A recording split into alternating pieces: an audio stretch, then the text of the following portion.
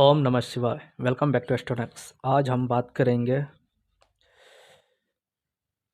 कि केंद्र के जो भाव होते हैं और त्रिकोण के जो भाव होते हैं वो कैसे एक दूसरे से जुड़े हुए होते हैं। मतलब नाड़ी में आपने बहुत बार सुना होगा कि त्रिकोण भाव एक दूसरे से जुड़ के जो ग्रह बैठे होते हैं वो रिजल्ट देते हैं। तो आखिर वो त्रिकोण जुड़ा है तभी ना वो युति बना रहे हैं या रिजल्ट दे रहे हैं, या फिर वो केंद्र भाव जिसके बारे में बताऊंगा कि वो भी कैसे एक दूसरे से जुड़ के वो कैसे रिजल्ट देते हैं। क्यों नाड़ी एस्ट्रोलॉजी 1 5 9 और 4 10 3 11 को क्यों कनेक्ट कर रहा है, यानी वो कहीं ना कहीं त्रिकोण और केंद्र भाव को लेकर चल रहा है। तो ये त्रिकोण और केंद्र के जो भाव होते हैं ये आपको बहुत ज़्यादा हेल्प करेंगे जब आप एक ज्योतिष स्टूडेंट हैं या ज्योतिष का पढ़ाई कर रहे हैं। क्योंकि जब आप प्रेडिक्शन करेंगे उस समय क्या होता है कि सारे सूत्र ज़रूरी नहीं है कि आपको बैठे बैठाए मिल जाए। कुछ भाव इतने दूर दूर दिखेंगे, मतलब एक ग्रह फर्स्ट हाउस में तो एक ट्वेल्थ में तो एक नाइन्थ में एक फिफ्थ में, तो आप समझ नहीं पाइएगा कि वो युति कर रहे हैं या नहीं कर रहे हैं। फिर भी वो कहीं ना कहीं अपने आप से लिंक करते हैं। तो वो लिंक को बहुत अच्छे तरह से नाड़ी एस्ट्रोलॉजी ने समझाया है और मैं भी आपको समझा रहा हूँ उसी सूत्र को और उसी बारे में कि किस प्रकार ये त्रिकोण भाव और केंद्र भाव और इनके नाम भी अलग अलग हैं, तो कैसे एक दूसरे से जुड़े हुए हैं। तो आप अपने सामने कोई एक कुंडली खोल लीजिए जो काल पुरुष कुंडली हो, यानी फर्स्ट हाउस में फर्स्ट साइन लिखा, या कुंडली बना लीजिए और उस पर लिख लीजिए 1 नंबर और 1 से लेकर 12 तक लिख लीजिए। और जो जो मैं बता रहा हूँ उसको ध्यान से देखिएगा। तो जो 1 5 9 है इन्हीं को त्रिकोण भाव कहते हैं। त्रिकोण के जो भाव होते हैं यानी जो अपने आप में लिंक हैं, यानी एक तरह से आप यदि लाइन खींचिएगा 1 से 5, 5 से 9 और 9 से 1, तो वो एक त्रिकोण बनेगा। उसी प्रकार 2 से 6, 6 से 10, 10 से और सेकंड भाव पे जब आप एक लाइन खींचिएगा तो वो दूसरा त्रिकोण बनेगा। उसी प्रकार 3 से 7, 7 से 11 और 11 से 3 जब आप लाइन कनेक्ट करते हैं तो वो कहीं ना कहीं एक और त्रिकोण बन रहा है। और लास्ट जो त्रिकोण है वो 4 8 और 12, और 12 से जब 4 कीजिएगा तो एक त्रिकोण बन जाएगा। तो इसी को हम लोग त्रिकोण भाव कहते हैं, जिसको लक्ष्मी स्थान भी बोला जाता है 5 और 9 को। एक को इसलिए नहीं बोला जाता क्योंकि एक को केंद्र भाव यानी मुट्ठी के घर, जो कि लाल किताब बोलता है कि मुट्ठी के घर है, बंद बंद घर हैं ये, बंद खाने हैं, चारों ओर से इनको बंद कर लिया गया है और ये नारायण के स्थान बोले जाते हैं। 5 9 लक्ष्मी स्थान है और 1 4 7 10 जो होते हैं वो नारायण स्थान होते हैं, जिसको केंद्र भाव कहते हैं। इसीलिए 1 5 9 4 9 5 9 ये युति बनते हैं अपने आप में, तो कहीं ना कहीं नारायण लक्ष्मी योग या लक्ष्मी नारायण योग इसको बोला जाता है। और उसी में यदि बहुत हाई लेवल पे जाइएगा तो उसमें गुरु और मंगल को हम लोग लक्ष्मी नारायण योग से भी और शुक्र बुध को भी कहीं ना कहीं कनेक्ट कर लेते हैं। तो 1 5 9 पे हम बताते हैं। 1 5 9 ये जो त्रिकोण है ये धर्म त्रिकोण है, यानी कि इसको धर्म त्रिकोण से जोड़ा गया है। क्योंकि एक हम है, स्वयं है, 5 जो है वो मंत्र इष्ट का है और 9 पूजा पाठ का है, तो कहीं ना कहीं धर्म से जुड़ के ही है। 2 6 10 ये जो है वो अर्थ त्रिकोण है, यानी ये अर्थ यानी कि पैसे से संबंधित बता रहा है। आपका सर्विस, आपका जॉब, आपका कैरियर, आपका पैसा, bank balance. 2 number bank balance है, 6 नंबर आपका सर्विस है, जॉब है, और 10th हाउस जो है वो आपका कैरियर भाव है, यानी आपको वो कैरियर से रिलेटेड शो कर रहा है। तो इसको अर्थ त्रिकोण में लेंगे। वैसे ही 3 7 11 जो है वो है काम त्रिकोण। काम त्रिकोण का मतलब यहाँ काम से नहीं है, बहुत सारे लोग काम वासना से ले लेते हैं, पर ये डिजायर से। आपके अंदर डिजायर को ही जो जागृत कर दे बहुत इच्छा हर चीज़ को, पैसे की, धन की, लोभ की, लालच। छठा हाउस जो षड्रिपु है वो पूरी तरह से बताता है कि डिजायर क्या है, क्योंकि 11वां भाव है वो छठे से छठा है, यानी षड्रिपु का भी षड्रिपु दूसरा फॉर्म में। तो 3 7 11 जो है वो काम का है, यानी डिजायर का है। यहाँ से बहुत ज़्यादा डिजायर शो होता है।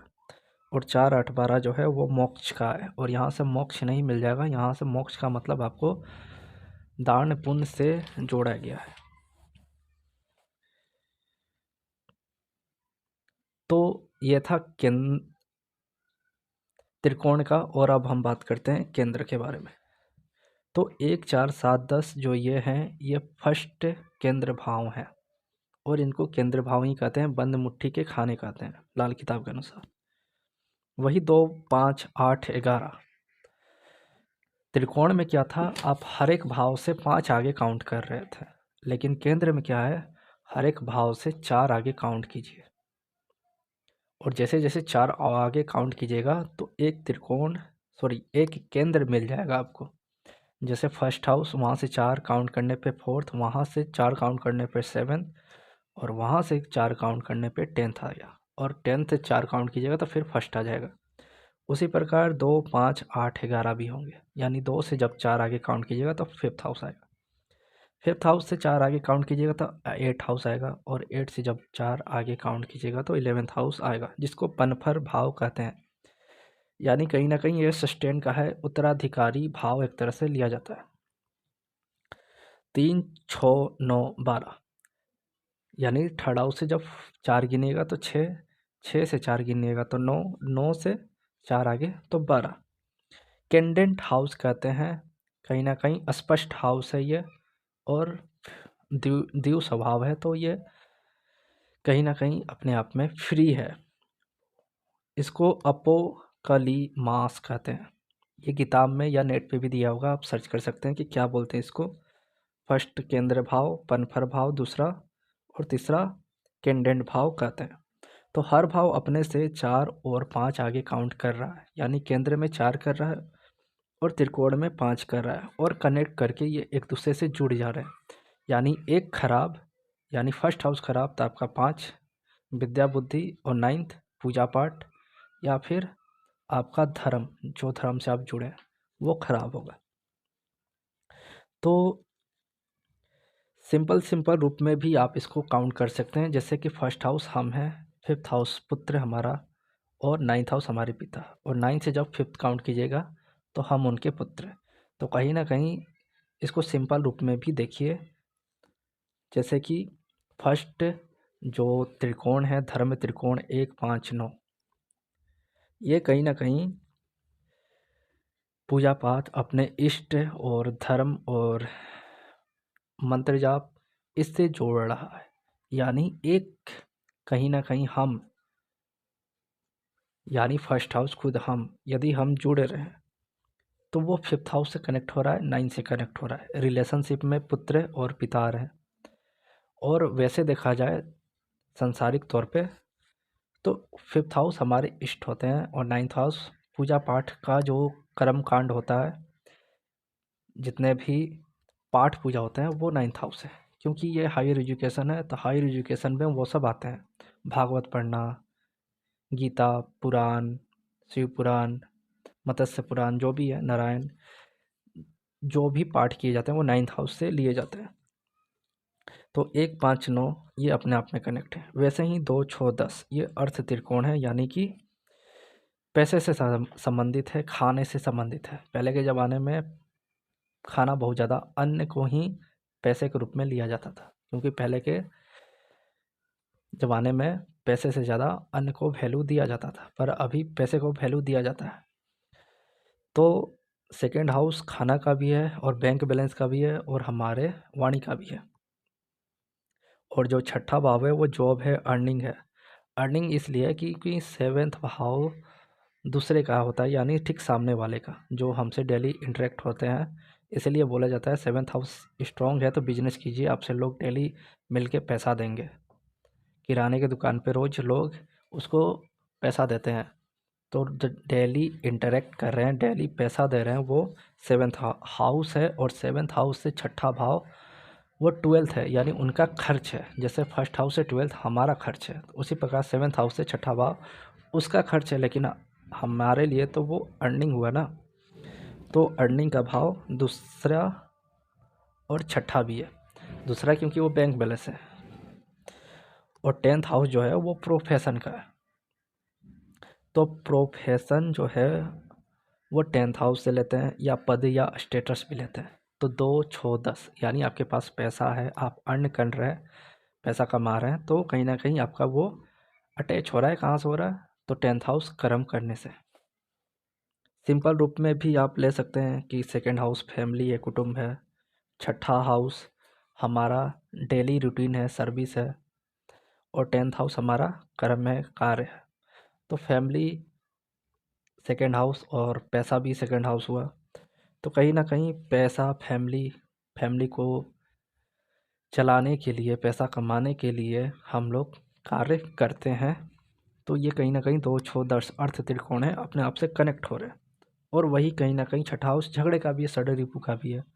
तो फैमिली से भी झगड़ा भी होता है कार्य करने के दौरान। 3 7 11, 3 7 11 जो है वो काम त्रिकोण भाव है, यानी डिजायर का है। ये तीनों भाव डिजायर को दिखाते हैं। 3rd हाउस डिप डिजायर है, 11th हाउस फुलफिलमेंट होना चाहिए डिजायर, और 7th हाउस पद, यानी कि जब आप का शादी होता है तो आपको एक पद मिलता है, पति या पत्नी, स्पाउस के रूप में। 7th हाउस से पद देखते हैं। सेकेंड चाइल्ड भी होता है 7th हाउस। तो सेकेंड चाइल्ड के बाद भी आपको एक लगता है कि पद मिल गया, कि आप अच्छे तरह से पेरेंट्स बन गए हैं। तो ये पद का भाव है। 5th हाउस भी है, 10th हाउस भी है। 5th हाउस को भी पद बोलते हैं क्योंकि वो सूर्य का घर है, रिस्पेक्ट, पद चाहिए वहाँ पे। और 10th हाउस स्टेटस का है, स्टेटस मिलेगा तो खुद ही पद मिल जाता है। 3 7 11 काम त्रिकोण जैसा मैंने बताया, और ये डिजायर से जोड़ते हैं काम को। तो 3 हाउस जो है, यानी 3rd हाउस है, वो पराक्रम साहस को तो लेता ही है, साथ ही साथ छोटे भाई बहन और रिलेटिव को भी लेता है। और 7th हाउस जो स्पाउस पार्टनर को लेगा, और 11th हाउस फ्रेंड को लेगा, बड़े भाई को भी लेता है। यहाँ से चाचा को भी लिया जा सकता है। तो आपका जो डिजायर है इन्हीं लोग से होगा, या फिर ये लोग आपसे बहुत ज़्यादा डिजायर करेंगे। आपके फ्रेंड आपसे बहुत ज़्यादा डिजायर करते हैं कि गाड़ी दे दो, या कुछ खिला दो, या पार्टी दे दो। सबसे ज़्यादा पार्टी कौन मांगता है? तो फ्रेंड मांगते हैं। यानी उनकी डिजायर है, कहीं ना कहीं फुलफिलमेंट या तो वो खुद कर देंगे आपके लिए। यानी 11th हाउस अच्छा है तो वो आपके डिजायर को फुलफिलमेंट करते हैं फ्रेंड। यदि 11th हाउस खराब है, मान लीजिए 12th हाउस का लॉर्ड 11th में है, तो आपके फ्रेंड आपसे खूब खर्चा कराएंगे और फिर कट लेंगे, या पैसा लेके कट लेंगे। तो ये अपने आप में कनेक्ट है। 3rd हाउस छोटे भाई बहन, वो क्या करते हैं, जब काम होता है तो आपके पास भैया भैया करते आते हैं और बाद में फिर चले जाते हैं। और 7th हाउस स्पाउस पार्टनर का है, तो उनको भी कुछ ना कुछ आपसे चाहिए होता है। आप भी किसी के पार्टनर हैं, आपका भी कोई पार्टनर है, दोनों का डिजायर है। वही 4 8 12 जो है मोक्ष त्रिकोण है। मोक्ष त्रिकोण को यहाँ से मोक्ष नहीं लेते हैं, इसको हम इस तरह से ले सकते हैं कि जैसे श्री कृष्ण जी कहते हैं कि भोग लो या दान कर लो, नहीं तो लास्ट में तो नष्ट ही हो जाना है। यानी कि वो अर्जुन को जब समझा रहे थे, जब उन्होंने किसी एक पहाड़ को सोने का बना दिया और बोला कि अर्जुन तुम उसे दान में दे दो, तो वो दान नहीं कर पाए। वही कर्ण को जब बुलाएं तो अर्जुन जो छोटे छोटे मात्रा में ग्रामवासियों को दान कर रहे थे, वही कर्ण आके एक्याली बोले कि ये तुम्हारा पहाड़ है, बराबर हिस्से में बांट लो। तो भोग लो, दान कर लो, नहीं तो नष्ट हो जाएगा। तो 4 8 12 वही भाव है, आपको ये मोक्ष कराता है। यानी आप दान करके अपने बंधन से मुक्त करो, नहीं तो आप अटके रहोगे। ये मोक्ष है, ना कि आपको मोक्ष दे देगा आपकी जन्म और मृत्यु के बंधन से मुक्त कर देगा, ऐसा नहीं है। 4 8 12 यानी अपने आप को, जब आप किसी चीज़ को दान करते हैं या किसी को दान देते हैं तो आपको बहुत अच्छा लगता है, और जितना गुप्त दान करते हैं उतना ही ज़्यादा आपको और अच्छा फील होगा, क्योंकि अष्टम भाव गुप्त का है और ये भी 4 8 12 से कनेक्ट है, मोक्ष त्रिकोण से कनेक्ट है। तो कहीं ना कहीं ये जो आप कर रहे हैं, अपनी कमाई का किसी को दान कर रहे हैं, तो वो भी एक तरह से आपको मोक्ष जैसा फील कराता है। दान करना यानी आपके पास से वो चीज़ चला गया, मुक्त हो गया, मोक्ष यानी मुक्त होना। तो यही मुक्ति है, यही मोक्ष है। तो 4 8 12 मोक्ष त्रिकोण से जोड़ते हैं। वही 1 4 7 दक्ष यानी first house, fourth house, seventh house और 10th हाउस, ये केंद्र भाव हैं, बंद मुट्ठी के घर हैं। इनको अपने आप में जुड़ना ये दिखा रहा है कि फर्स्ट यानी हम, हमारी पर्सनालिटी, हमारी बॉडी अच्छी है, तो फोर्थ हाउस यानी शांति, पीस ऑफ माइंड, सुकून है, घर है, शांति है, घर में ही आके हमको शांति मिलता है। और सेवेंथ हाउस स्पाउस है, यदि हमारा दिमाग शांत है तो स्पाउस के साथ हमारा अच्छा बनेगा, यदि दिमाग ख़राब है तो स्पाउस के साथ झगड़ा करेंगे। वही 10th हाउस हमारा कैरियर है, जब हमारा दिमाग ठीक है, हमारा हेल्थ ठीक है, तो हमारा कैरियर भी अच्छा चलेगा। तो ये है 1 4 7 10 भाव, जो हमको ये दिखा रहा है कि हमारी जो फिजिकल एक्टिविटी है, यानी जो हमारा स्वरूप है, पर्सनालिटी है, वो कहीं ना कहीं फोर्थ हाउस जो जनता का है और सेवेंथ हाउस भी डेली इंटरेक्ट होना, यानी पीस ऑफ माइंड मिलना जनता यानी कि जनते के द्वारा, यानी पब्लिक के द्वारा। और सेवेंथ हाउस हमारा पद है, उन्हीं के द्वारा। यदि हमारी पर्सनालिटी अच्छी है, 10th हाउस स्टेटस अच्छा है, यानी हमको स्टेटस मिला, मान लीजिए 10th हाउस स्टेटस मिला, फर्स्ट हाउस हम हो गए, हमारी पर्सनालिटी अच्छी हुई, फोर्थ हाउस हमें सुकून आया और सेवेंथ हाउस हमें पद मिला। तो जनता के द्वारा ये पद मिलना, मतलब एक दूसरे भाव से ये भाव जुड़े हुए हैं। आप यदि कनेक्ट कीजिएगा एक कारक तत्व को लेके, जब आप कनेक्ट करेंगे तब तो आपको मज़ा आएगा एस्ट्रोलॉजी पढ़ने में।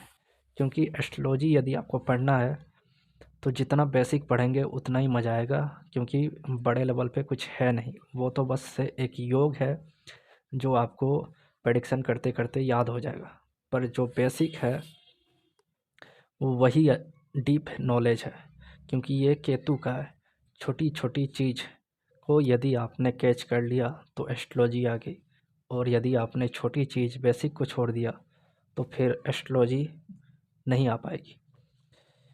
तो ये था 1 4 7 10, यानी कि हमारा बॉडी, फोर्थ हाउस शांति, सुकून, पीस ऑफ माइंड, और वो ठीक है तो हमारा रिलेशनशिप, सेवेंथ हाउस से रिलेशनशिप अच्छा है, और 10th हाउस यदि रिलेशनशिप अच्छा है तो हमको कार्य करने में मन भी लगा रहेगा।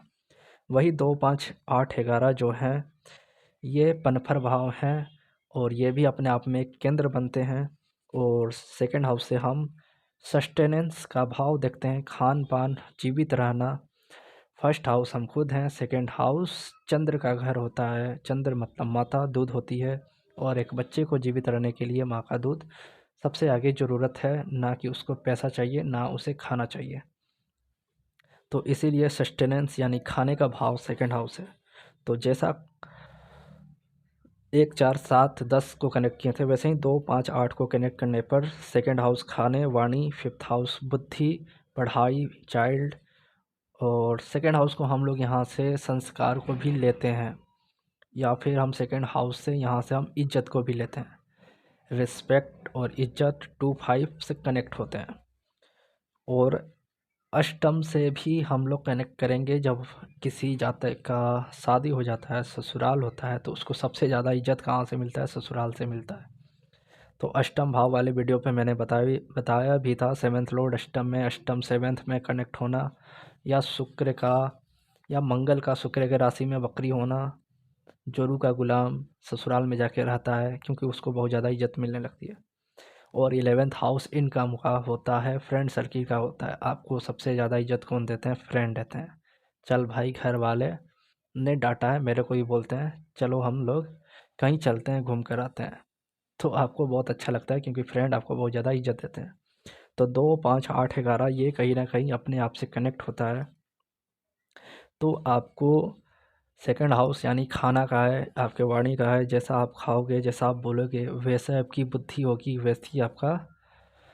वैसा ही आपको रिस्पेक्ट मिलेगा। क्योंकि आप यदि किसी को गाली देंगे तो वो भी गाली देगा, तो फिर वैसा ही आपको अप्रिसिएट करें कि मैंने जैसा बोला है वैसा ही आएगा। और यदि आप अच्छा बोल रहे हैं, चलते हैं, घूम कर आते हैं, तो आपको बहुत अच्छा लगता है, क्योंकि फ्रेंड आपको बहुत ज़्यादा इज्जत देते हैं। तो 2, 5, 8, 11 ये कहीं न कहीं अपने आप से कनेक्ट होता है।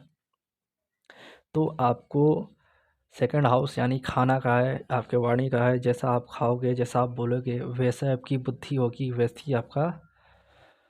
ही आपको रिस्पेक्ट मिलेगा। क्योंकि आप यदि किसी को गाली देंगे तो वो भी गाली देगा, तो फिर वैसा ही आपको अप्रिसिएट करें कि मैंने जैसा बोला है वैसा ही आएगा।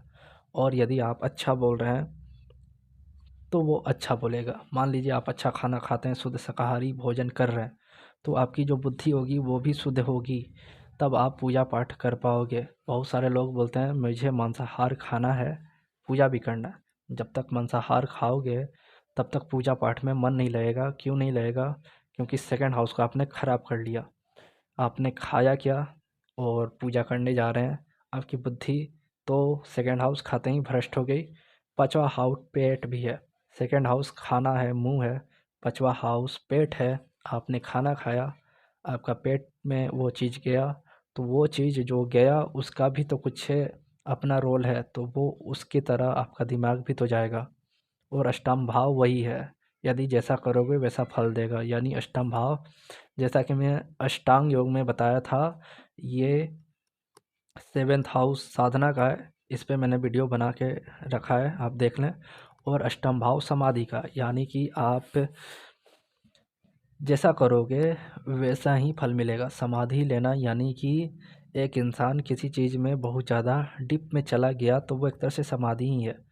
समाधि वो भी होता है जो आपने भगवान की ओर ध्यान किया और आप भगवान की ओर चले गए, मोक्ष पा लिया, जिसको मोक्ष कहते हैं, शरीर छोड़ दिया, आपकी आत्मा भगवान में विलीन हो गई, तो वो भी समाधि कहते हैं। पर एक समाधि वो भी है जो आप किसी चीज़ को रिसर्च कर करके आगे बढ़ रहे हैं। क्योंकि फिफ्थ हाउस आपका पढ़ाई भी है, सेकंड हाउस आपका संस्कार है, और आपका खान पान, और आपका फैमिली है। तो फैमिली वाले जैसे आपको पढ़ाएंगे वैसे आप अष्टम भाव यानी कि उसको डीप रिसर्च करके 11th भाव यानी उसको फुलफिलमेंट करेंगे। तो मांसाहार खाने से आप यदि सोचेंगे कि आपको बहुत ज़्यादा पूजा पाठ या फिर साधना या समाधि की ओर जाएं, तो आप नहीं जा पाएंगे। आपकी फुलफिलमेंट खराब हो जाएगी, आप वो कर ही नहीं पाएंगे। तो जितने लोग यदि सोचते हैं कि यदि हमारा खान पान नॉनवेज वाला है और इसके बाद भी अब मंत्र जाप कर रहे हैं, तो वहाँ पे कुछ दिक्कत होती है, आपकी पूजा में वो सफलता प्राप्त नहीं हो पाती। क्योंकि सेकंड हाउस खाने का है, जैसा आपने खाया वैसे ही आपकी बुद्धि हो जाएगी। तो हो सकता है धीरे धीरे आप पूजा पाठ भी करना छोड़ दें। तो इसीलिए सबसे पहले क्या बोला जाता है, शुद्ध खाओ। यदि आप पूजा कर रहे हो तो शुद्ध खाओ। यहाँ तक कि नमक भी छुड़वा दिया जाता है, क्योंकि नमक भी यहाँ पे लेना अनिवार्य नहीं है पूजा पाठ में। पर आप सिंपल तौर से शुद्ध शाकाहारी खाना खा के, यानी सेकंड हाउस और फिफ्थ हाउस अपने पेट में जो आने जाएगा, तो उसी के अनुसार आपका बुद्धि होगा, यानी कि फिफ्थ हाउस। और जैसी बुद्धि होगी वैसे ही अष्टम भाव यानी कि आपका वो विचार एक्टिव होगा। अष्टम भाव अपने आप में भी एक विचार है, जो बहुत गुप्त चीज़ों को निकाल के लाता है। तो इसीलिए जितने लोग साधना समाधि में चले जाते हैं, वो कहीं न कहीं एक तरह से वो गुप्त चीज़ों को पा लेते हैं जो आपको पता ही नहीं, जो दुनिया से परे है। और 11th हाउस उसको फुलफिलमेंट कर देता है। तो ये 2, 5, 8, 11 भाव हैं। और आपको सबसे पहले खाना ही सीखना होगा, खाना कैसे खाएं कि आपको आगे बढ़ सकते हैं, किसी कार्य को कर सकते हैं। और आपके वाणी पे भी जैसा कंट्रोल होगा, श्री कृष्ण जी का कहना है कि चुप रहने से आपको बहुत ज़्यादा फायदा होता है। मौन व्रत यानी मौन रहना, यानी किसी के बातों का जवाब ना देने से आपको फिफ्थ हाउस यानी कि बुद्धि और अष्टम यानी जो वो दुख पीड़ा का भाव है वो आपको सताएगा नहीं, क्योंकि आपने जवाब नहीं दिया। और जब आप किसी को जवाब नहीं देते हैं तो गौतम बुद्ध बोलते हैं कि जो चीज़ मैंने ग्रहण नहीं किया तो वो मेरे पास नहीं आएगा, फिर उसी के पास चला जाएगा। मान लीजिए पोस्ट ऑफिस से कुछ चीज़ आ रही है और मैंने उसे रिसीव नहीं किया तो वो रिटर्न कहाँ जाता है, उसी के पास चला जाता है। तो ये गौतम बुद्ध ने बताया था। तो उसी प्रकार ये अष्टम भाव है, पीड़ा का भाव है। यदि आपने खराब खाना खाया है तो आपको दुख पीड़ा और संकट कष्ट आएगा। लेकिन आपने अच्छा खाना खाया है तो वही 2 5 8 में जब मिलेगा तो वो आपको एक ऐसे राह पे ले जाएगा जो आपको, जैसे आप एस्ट्रोलॉजी में हैं तो आपको एस्ट्रोलॉजी में उस चीज़ों को अपने आप आपके माइंड में लेकर आएगा। मतलब आपके बुद्धि में वो चीज़ें आएंगी जो मतलब किताबों में भी लिखी नहीं गई हैं। फिफ्थ हाउस किताब है, अष्टम भाव ऐसी विद्या है जो किसी को नहीं पता, इसीलिए इसे गुप्त विद्या से जोड़ा गया है, तंत्र मंत्र से जोड़ा गया है। वो विद्याएं जो अचानक से आपको प्राप्त हो रही हैं वो विद्या अष्टम भाव है। ये एस्ट्रोलॉजी को इसीलिए शो करता है। और 11th हाउस फुलफिलमेंट का है। अब आते हैं हम 3 6 9 12 पर। इसको कैंडेंट भाव, अस्पष्ट भाव या अपोकलिमास कहते हैं। तो 3 भाव जो थर्ड हाउस जो होता है वो साहस, पराक्रम, रिलेटिव और बोलने का भी होता है, गले का होता है, और साथ ही साथ ये डिजायर है जो डीप डिजायर है। और छठा भाव हमारा षड रिपु का है, यानी कि ये जो हमारे षड रिपु हैं उनको बहुत ज़्यादा डीप में ले जाने से नाइन्थ हाउस को नाड़ी एस्ट्रोलॉजी भाग्य के साथ संघर्ष भी बोलता है। यदि हमने थर्ड हाउस डीप डिजायर को, षष्ठम भाव षड रिपु को बहुत ज़्यादा बढ़ा लिया तो नाइन्थ हाउस हमको संघर्ष कराएगा। और 12th हाउस जो मोक्ष है, मुक्ति का भाव है, जहाँ से हमें दान पुण्य करके शांति चाहिए या पारलौकिक शक्तियों को पाने की या इस जन्म से मुक्त होने की, वो शक्तियों से हम लोग नहीं छूट पाएंगे। इसीलिए साधु संत जितने भी हैं वो सबसे पहले वही कहते हैं कि आपको सबसे पहले इन चीज़ों पे कंट्रोल करना है, तभी जाके आप नाइन्थ हाउस यानी धर्म को जान पाएंगे और ज्ञान को जान पाएंगे। और ज्ञान को जानने के बाद आप जो 12th हाउस में कनेक्ट होंगे, यानी कि पारलौकिक शक्तियों से आपका जो मेडिटेशन होता है, साधना और समाधि जो 7th 8th हाउस होते हैं, तो वो 12th हाउस जो है वो उनसे भी परे है। उनको भी मतलब एक चक्र जो होता है, जो एंडिंग होता है, उसको ख़त्म करने का वो चीज़ है, वो 12th हाउस है। तो उसको आप पा सकते हैं। और यदि नहीं पा पाएंगे, यानी आप सडे रूपियों पे, डिजायर पे कंट्रोल नहीं हुआ, डीप डिजायर पे, तो आपको ये जो नाइन्थ हाउस है संघर्ष कराएगा। और 12th हाउस जो आपको हमेशा लॉस लॉस लॉस लॉस में ही लेके चला जाएगा। तो ये 3 6 9 12 ये जो भाव हैं ये अपने आप में बहुत ज़्यादा प्रॉब्लम क्रिएट भी कर सकते हैं और आपको आगे भी लेके जा सकते हैं। तो ये था केंद्र और त्रिकोण से जुड़े हुए कुछ भावों से रिलेटेड मैंने जो आपको बताया। आप बोलेंगे तो मैं इस पे अलग से भी वीडियो बना के दे दूंगा, जिससे आपको अच्छी तरह से समझ आए कि 1 5 9 क्यों कनेक्ट हो रहा है, 2 6 10 क्यों कनेक्ट हो रहा है, 3 7 11 क्यों कनेक्ट हो रहा है, और 4 8 12 अपने आप में ये त्रिकोण जो है क्यों कनेक्ट होके क्यों ऐसा मतलब रिजल्ट दे रहे हैं। और क्यों इसको इतना ज़्यादा नाड़ी एस्ट्रोलॉजी प्रिफेयर करती है कि आप इस भाव में बैठे हुए ग्रहों को लेके चलें। और वो जब भाव, यानी कि जैसे गुरु लगन में है, मंगल 5th में है, सूर्य 9th में है, तो ये अपने आप में योग बन जाते हैं। और फिर वो कनेक्ट करके क्यों ऐसा मतलब प्रेडिक्शन करते हैं कि आपको वो रिजल्ट भी आता है और आपको मानना भी पड़ता है। तो वो इसी कारण होता है क्योंकि ये भाव जो हैं वो अपने आप से कनेक्ट हैं। वो ग्रह तो बैठे हुए हैं, ये भाव अपने आप में कनेक्ट हैं।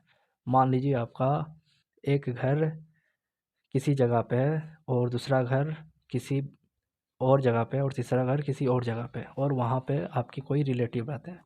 तो आप कॉल के द्वारा तीनों घर का या वहाँ पे किसी स्टाफ के द्वारा जो भी चल रहा है वो फ़ोन करके बात कर सकते हैं, यानी कनेक्ट कर सकते हैं। या मान लीजिए आपका घर है, एक मामा घर है और एक ससुराल है, तो तीनों जगह का आप खबर फ़ोन से ले लेते हैं। उसी प्रकार ये नाड़ी एस्ट्रोलॉजी है, ये अपने आप में कनेक्ट करती है और बताती है कि कैसे योग बनाएँ और किस प्रकार से रिजल्ट दिया जाए। तो अलग-अलग बनाना हो तो आप मुझे बताइएगा, मैं इसको बना दूँगा। नहीं तो किसी और वीडियो में मैं इसको समझा भी सकता हूँ बाद में। और एक चीज़ और है कि भवात भवम पे बहुत सारे लोग पूछ रहे हैं, तो उस पे नेक्स्ट वीडियो में बनाऊँगा कि भवात भवम रूल होता क्या है? या फिर एक और चीज़ है भाव चलित पे भी बहुत सारे लोग को कन्फ्यूजन है, तो उसको भी मैं समझा दूँगा नेक्स्ट वीडियो में। तब तक के लिए धन्यवाद।